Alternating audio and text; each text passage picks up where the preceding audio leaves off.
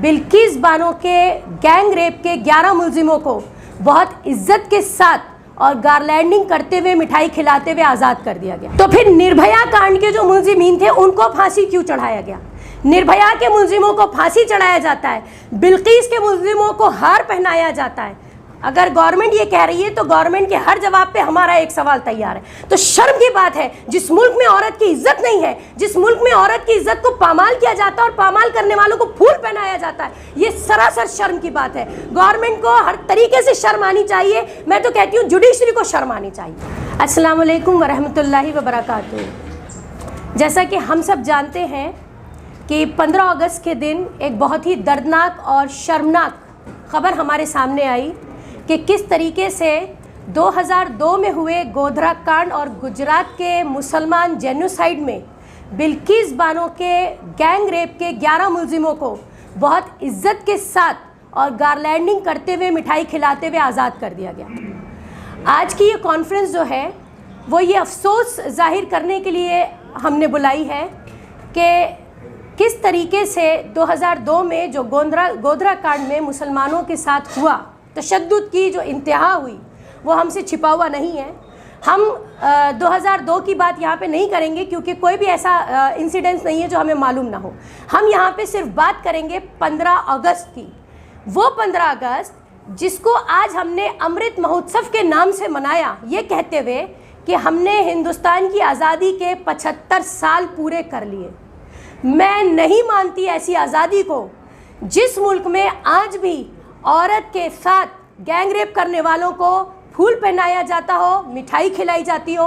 मैं नहीं मानती ऐसी आज़ादी को जहां आज गोधरा कांड जैसे बहुत ही हीनियस और बारबरिक एक्ट अंजाम देने वालों को बाइज्जत बरी किया जाता हो। मैं नहीं मानती ऐसे मुल्क के ऐसी आज़ादी को जहां आज भी जुडिशरी और जस्टिस जो है वो किसी नाम पे दी जाती है और किसी आइडेंटिटी के बेसिस पे दी जाती है।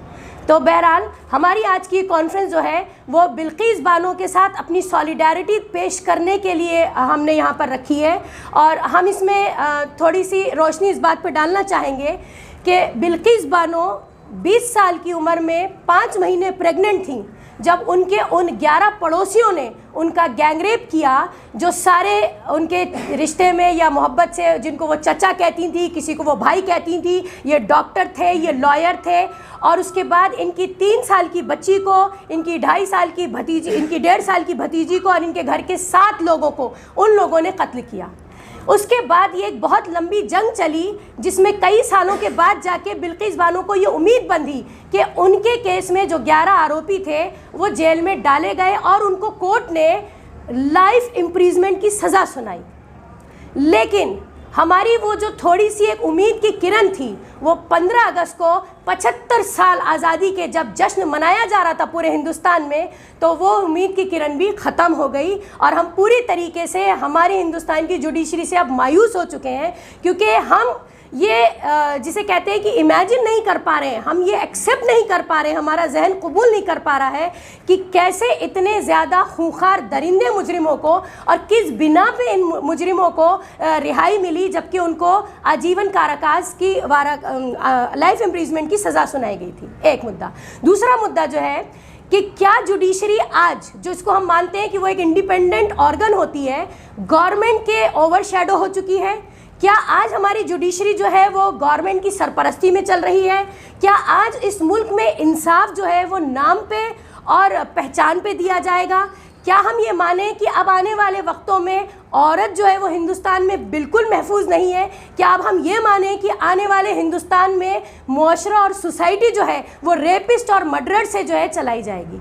यानी कि ये वो लोग जो 11 लोग छोड़े गए हैं, हम डिमांड करते हैं कि इनको इनकी सज़ा में वापस लिया जाए, इनकी जो रिहाई दी गई है उसको कैंसिल किया जाए।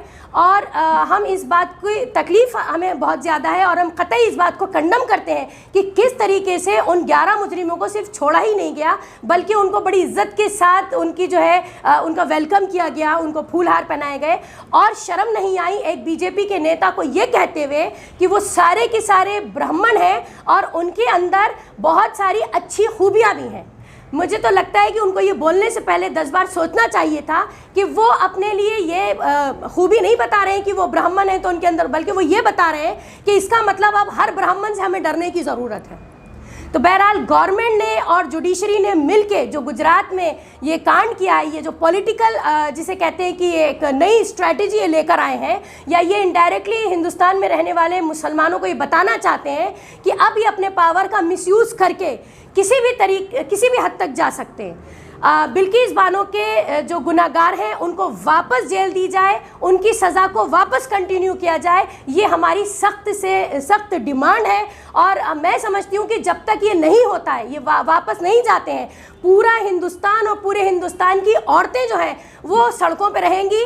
हम हड़ताल करते रहेंगे, हम स्ट्राइक करते रहेंगे, हम प्रोटेस्ट करेंगे, हम आवाज़ उठाते रहेंगे जब तक हम में दम बाकी है। तो फिर निर्भया कांड के जो मुलजिमीन थे उनको फांसी क्यों चढ़ाया गया? निर्भया के मुलजिमों को फांसी चढ़ाया जाता है, बिल्किस के मुलजिमों को हार पहनाया जाता है। अगर गवर्नमेंट ये कह रही है तो गवर्नमेंट के हर जवाब पे हमारा एक सवाल तैयार है। मैं आपको बताऊं कि पहले हमें ऐसा लग रहा था कि सिर्फ मुआशरा, कारोबार और एजुकेशन जो है वो सैफ्रोनाइज हो गई है या आरएसएस की आइडियोलॉजी की बलि चढ़ गई है। अभी तो हम ये देख रहे हैं कि इंसाफ जो होता है, जो जुडिशरी है, जस्टिस जहाँ से मिलता है, वो भी सैफ्रोनाइज हो चुका है पूरी तरीके से। तो जब इंसाफ मिलने की अब उम्मीद ख़त्म हो गई है, तो जहाँ इंसाफ नहीं होता उसको हम जंगल राज कहते हैं। मैडम, क्या लगता है क्या उन लोगों को फिर से सज़ा होनी चाहिए या फिर उनको जो है रिहा करके सरकार ने कुछ अच्छा काम किया? नहीं, सरकार ने तो ये बताने की कोशिश की है कि 15 अगस्त के दिन मोदी जी लाल किला से खड़े होकर गुहार लगाते हैं कि औरतों की बात करते हैं, बेटी की बात करते हैं। उन्होंने तो जब 2014 में आए तो उन्होंने कहा बेटी बचाओ बेटी पढ़ाओ। एक्चुअली बेटी बचाने की उन्होंने बात कही थी, बीजेपी हटाओ तो बेटी बचाओ। मैं आपको बताऊं दूसरी बात कि उनका जो मकसद था वो ये था कि वो गिफ्ट देना चाह रहे थे हिंदुस्तान में रहने वाली औरतों को। और ख़ास तौर से लोग हमसे पूछ रहे हैं कि हम इसे मज़हब का रंग क्यों दे रहे हैं। मज़हब का तो रंग दिया जाएगा क्योंकि इस वक्त जो बेचारी तकलीफ से गुजर रही है वो बिल्किस बानो है। उसका नाम आप नहीं बदल सकते, उसका नाम बिल्किस है। मुझे ये बताइए कि अब क्या गारंटी है कि उसकी सिक्योरिटी रहेगी इन 11 के छूटने के बाद? और अब क्या सिक्योरिटी है कि ये 11 जो है ये हमारे मुआशरे के लिए जिसे कहते हैं कि हिफाजत का जरिया बनेंगे? बल्कि अब तो मुआशरे को और ज़्यादा थ्रेट हो गई। अब तो सोसाइटी और सोसाइटी में रहने वाली हर लड़की के लिए अब थ्रेट है। यानी हिंदुस्तान की औरत जो है वो बिल्कुल हर तरीके से क्राइम के दहाने पे जी रही है। तो शर्म की बात है, जिस मुल्क में औरत की इज्जत नहीं है, जिस मुल्क में औरत की इज्जत को पामाल किया जाता है और पामाल करने वालों को फूल पहनाया जाता है, ये सरासर शर्म की बात है। गवर्नमेंट को हर तरीके से शर्म आनी चाहिए। मैं तो कहती हूँ जुडिशरी को शर्म आनी चाहिए। देखिए, बिल्किस बानो के केस के लिए हम जिस हद तक जा सकते हैं जाएंगे। अभी आपने देखा कि हम एक प्रेस मीट कर रहे हैं, बहुत सारे शहरों में इस वक्त प्रोटेस्ट हो रहा है। हमारा कलम, हमारी उंगलियां, हमारी जुबान और हमारे गलों में जब तक ताकत है, हम बिल्किस बानो के साथ हैं और बिल्किस बानो के हक के लिए लड़ते रहेंगे। हम इंशाल्लाह प्लान कर रहे हैं कि हमें मौका मिला तो हम सुप्रीम कोर्ट को मेमोरेंडम भी दाखिल करेंगे। मैसेज क्या देना चाहिए गुजरात गवर्नमेंट इस तरह का छोड़ने से? मैसेज क्या गुजरात गवर्नमेंट मैसेज ये देना चाह रही है कि जिस आइडियोलॉजी पे 2002 का गुजरात कांड और गोधरा कांड हुआ था, वो आइडियोलॉजी अब स्टेट से निकल के सेंटर में पहुंच चुकी है। और वो आइडियोलॉजी अब सिर्फ गुजरात स्टेट तक नहीं है। अब तुम देखो कि हम क्या क्या करेंगे, किस तरीके से अब हम आने वाले दिनों में मनुस्मृति लागू कर देंगे। मनुस्मृति आरएसएस का एक एजेंडा है जिसके तहत औरतों को पैर की जूती समझा जाता है। मनुस्मृति में कहा जाता है कि औरतों को जितना हो सके पामाल करो क्योंकि औरत उनके पास गंदी चीज समझी जाती है। मेरा सवाल इस वक्त हिंदुस्तान की हर एक कम्युनिटी और कास्ट के लोगों से है कि अगर उनके पास माँ, बहन, बेटी और बीवी मौजूद है तो ये हो नहीं सकता कि वो बिल्किस बानो का साथ न दें। इस वक्त बिल्किस बानो का साथ न देने वाले उतने ही बराबर के दरिंदे हैं जितने कि वो 11 रेपिस्ट। जी हाँ, बिल्कुल, उसका नाम बिल्किस है, इसलिए उन लोगों को छोड़ा गया। क्योंकि अब इस मुल्क में सेंटर हो या स्टेट हो, सिर्फ एक ही आइडियोलॉजी काम करती है और वो हिंदुत्व आइडियोलॉजी। और हिंदुत्व आइडियोलॉजी सिर्फ और सिर्फ माइनॉरिटीज के खिलाफ काम करती है। ये मुल्क से मोहब्बत करने वाले नहीं हैं, इनको मुल्क की बका नहीं चाहिए, ये मुल्क की प्रोग्रेस हरगिज भी नहीं चाहते हैं। ये सिर्फ और सिर्फ अपनी आइडियोलॉजी से जबरदस्ती जुल्म का राज करना चाहते हैं। इस वक्त जो सेंटर में बैठे, 2002 में जो गुजरात कांड हुआ था वो गुजरात में बैठे थे। देखिए, मैं आपको बताऊं कि अभी 2 दिन में मेरे हिसाब से 15 से 16 ऐसे स्टेट्स हैं और कम से कम 150 ऐसी एनजीओज हैं जिनका कोई कम्युनिटी नहीं, जिनकी कोई कास्ट नहीं। एनजीओ का मतलब नॉन गवर्नमेंट ऑर्गेनाइजेशन, जो सिर्फ ह्यूमैनिटी के लिए काम करती हैं। मेरे कांटेक्ट में वो सारी की सारी आई हैं और अब तक हिंदुस्तान की जितनी बड़ी हाई कोर्ट और सुप्रीम कोर्ट में प्रैक्टिस करने वाली लॉयर वुमेन्स हैं, उन्होंने अपना एक ग्रुप बनाया है। वो बिल्किस बानो का केस आगे लड़ेंगी। सुप्रीम कोर्ट से हमारी गुहार ये होगी कि हाई कोर्ट से ये केस ले लिया जाए, क्योंकि हाई कोर्ट सुप्रीम कोर्ट के अंडर में आती है और सुप्रीम कोर्ट के पास ये पावर होते हैं कि वो हाई कोर्ट के किसी भी केस को अपने अंडर में लेके उसको कंटिन्यू कर सकती है, उनका वर्डिक्ट भी चेंज कर सकती है। ये पावर सुप्रीम कोर्ट के पास है। तो हम चाहेंगे कि सुप्रीम कोर्ट बिल्किस बानो के केस को दोबारा से रिव्यू करे और उनको, जिनको बरी किया गया था, उनकी सजा को वापस कंटिन्यू किया जाए। अब तक मुसलमान और दलित ये वो औरतें हैं जिनको इस मुल्क में फिल वक्त बीजेपी गवर्नमेंट के आने के बाद से तो इंसाफ मिलना बंद हो गया है।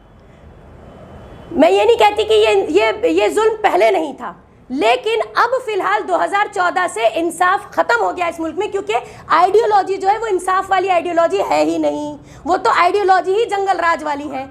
दूसरी बात कि ऐसे कई केसेस हैं जो या तो पुलिस दायर नहीं करती है, और अगर दायर कर लेती है तो कई बार ये भी होता है कि मुलजिम जो है उसे छोड़ दिया जाता है और जो बेचारा अपनी शिकायत लिखवाने जाता है उसको ही पकड़ के अंदर बंद कर दिया जाता है। आप हाथरस केस याद कीजिए, हाथरस में क्या हुआ था। अभी राजस्थान में 32 साल की एक टीचर दलित थी, जिंदा जला दी गई।